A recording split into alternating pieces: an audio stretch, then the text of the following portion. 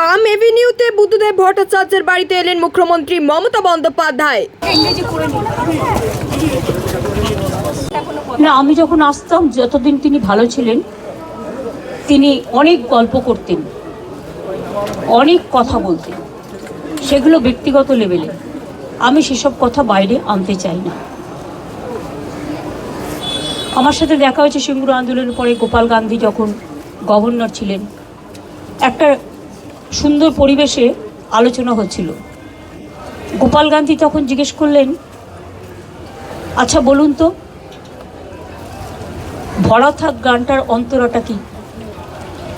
উনিও বসেছিলেন, আমিও বসেছিলাম।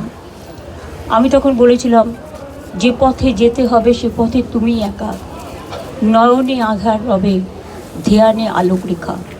এই ঘটনাগুলো আমার মনে পড়ে। 92-তে যখন দাঙ্গা হয়, আমি ছুটে গিয়েছিলাম মহাকরণে, আমার কিছু দরকার আছে কিনা সাহায্য। আমি যখনই কোনো পরিস্থিতি দেশে বা রাজ্যে হয়েছে যেটা রাজনীতির ঊর্ধ্বে থেকে শান্তি রক্ষা করার জন্য, সেটা আমি সবসময় করেছি। এবং আপনাদের সকলকে বলবো, যেভাবে শান্তি রক্ষা করছেন আপনারা, সেইভাবে শান্তির সাথে, শ্রদ্ধার সাথে শোক জ্ঞাপন করুন।